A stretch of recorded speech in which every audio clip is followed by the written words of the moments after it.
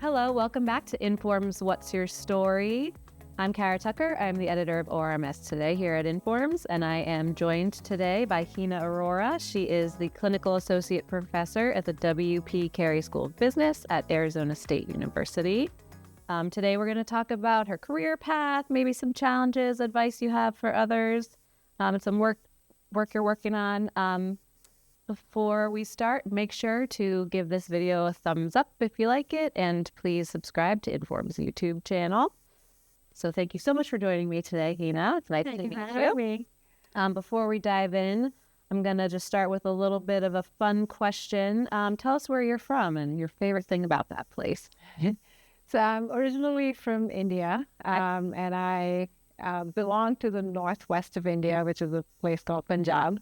But I grew up down south, and my favorite part about India is all the craziness that happens there. There's never a dull moment. Yeah. There's always friends, family, relatives, passers-by who are just constantly in your life, and whether you like it or not. So there's never a dull moment, and I love that about it. Yeah. It gets on your nerves sometimes, but it's really fun. How often do you get to go back? I used to go back more often, but most of my family is here now. Okay. But I try and get back maybe every couple of years at least. Yeah. Because I still have some extended family there that I like to visit with. Yeah. Oh, great. So how long have you been an Informs member? This is actually only my first full year. Okay. Because I joined at the annual meeting time in Seattle last year. Okay. So yeah, it's my first year. Great. Well, we're happy to have you. Thanks for Thank you. joining. So let's talk about your career a little bit. You list yourself as ex-IBM and ex-Microsoft on LinkedIn, which I found very interesting. What prompted you to make the switch from those data science software jobs to higher education now? Yeah, I have a lot of exes.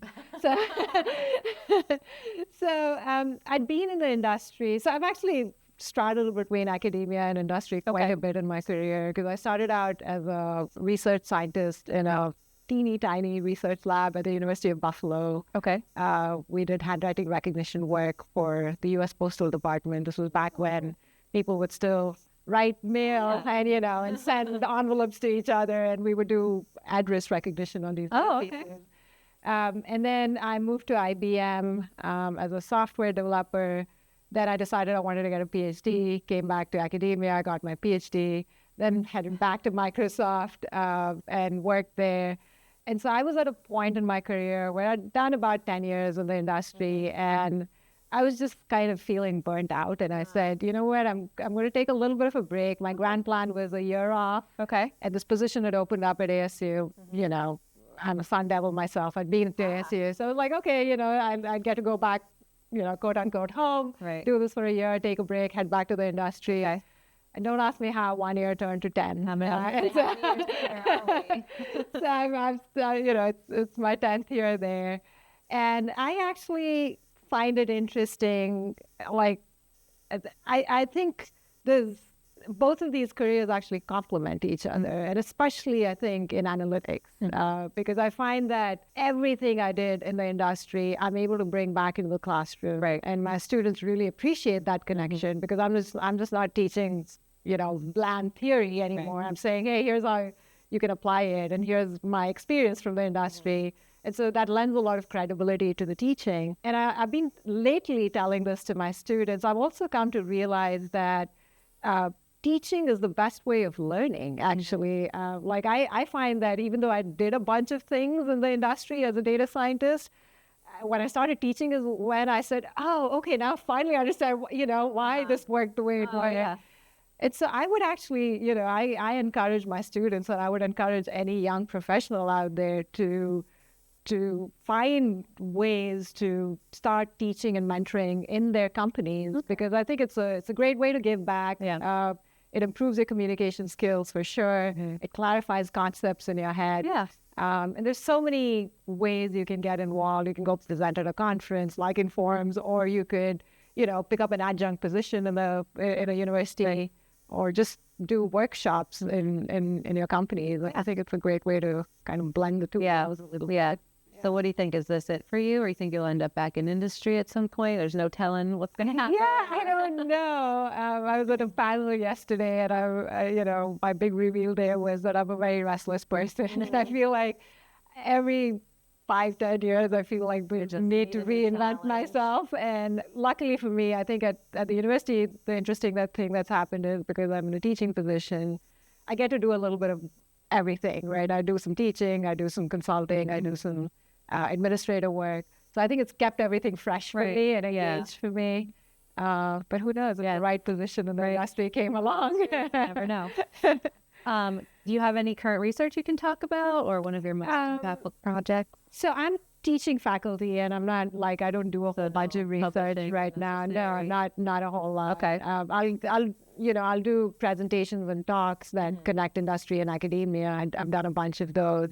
But impact-wise, I feel, and this is probably why I love teaching, because I feel like that's been it touches your soul in a very different way, right? You just feel like you're giving back, and when you see a student sitting in your classroom where, and their eyes brighten up because they've understood something, you're like, okay, I did it. Like I can count one person I've touched. But then I think in terms of an impactful project, I'd consulted with this company called Chemonics International. And so they work very closely with what used to be USAID, and they would get a lot of funding from USAID so they've handled the supply chain pieces for USAID basically. And so they worked heavily with countries in the African continent.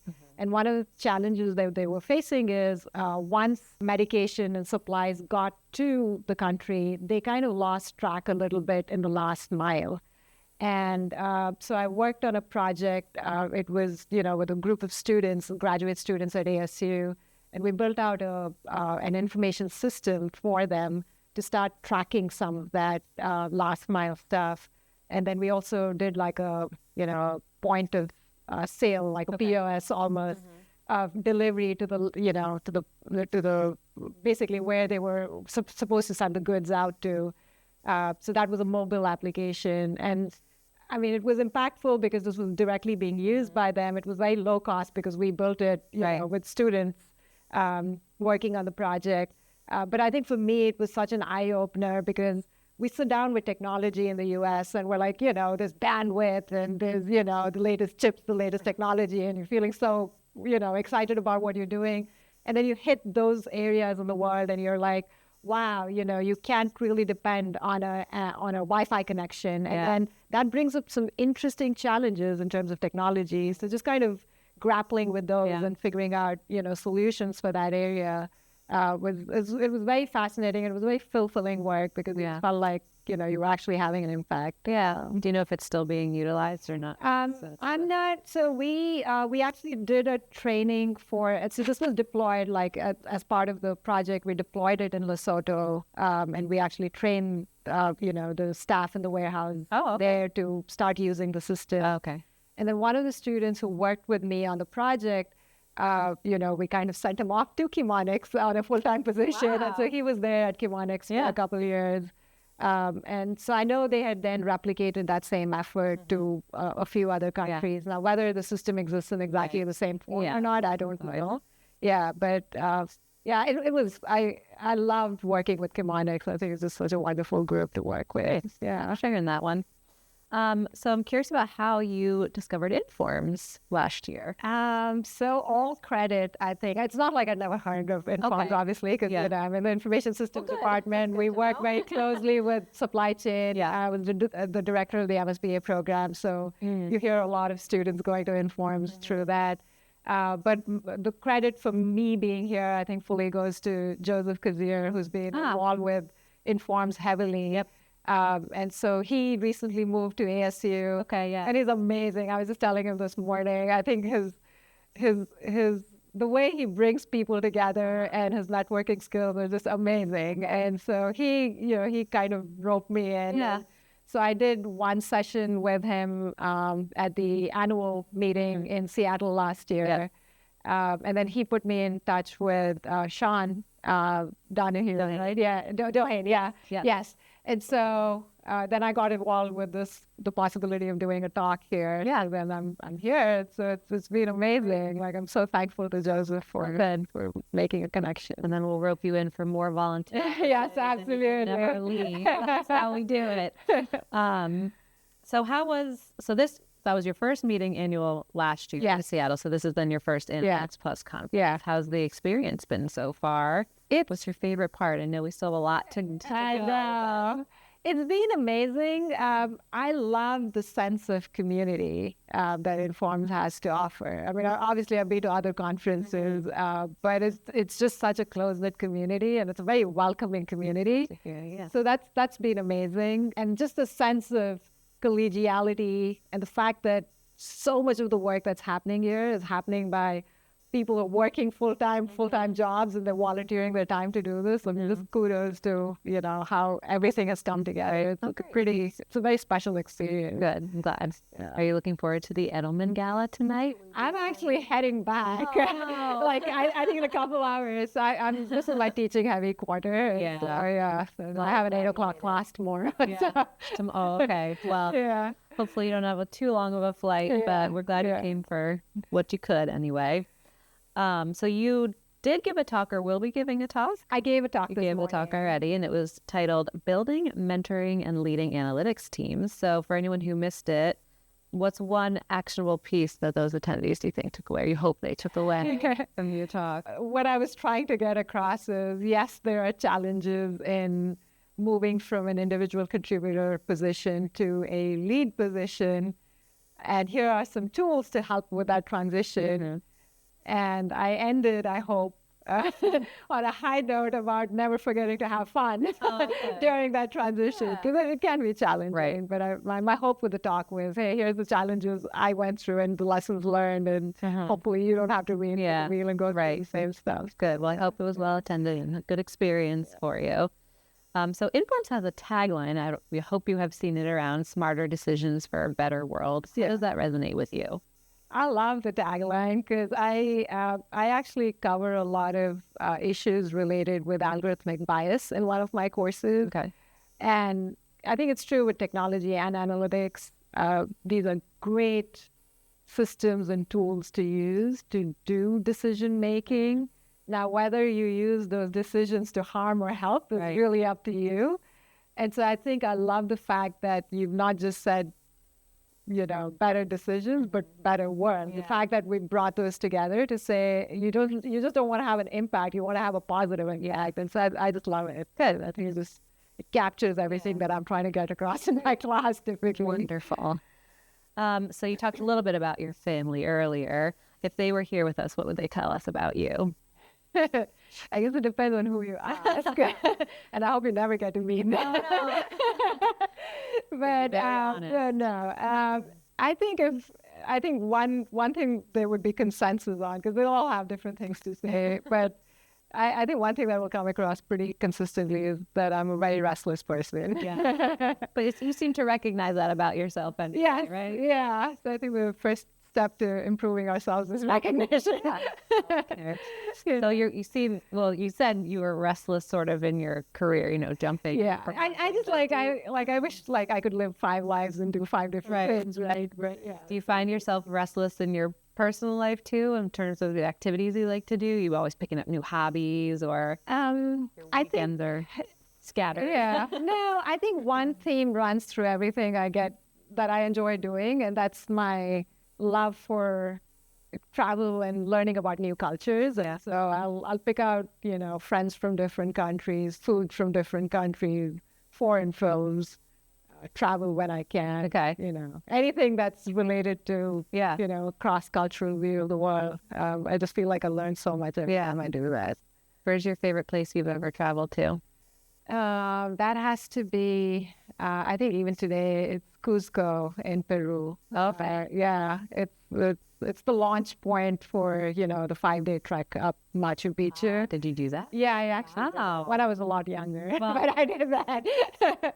I would recommend it to anybody. It's probably one of the best trips I've ever done. In Cusco, and if you can get and oven-baked pizza there. It was just amazing. Good recommendation. I don't know if I'll find myself at any time, but any other things you want to share about yourself? Any hidden talents, favorite hobbies, besides your love of culture?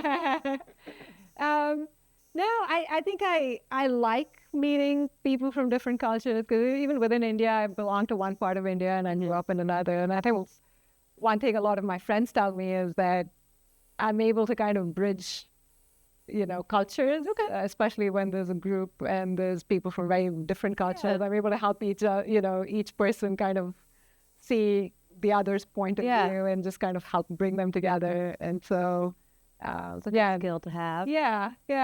Natural skill. But yeah. Awesome. Well, that's all I have for you. Thank you so much for joining me today. And thank you all for watching. Please don't forget to like and subscribe.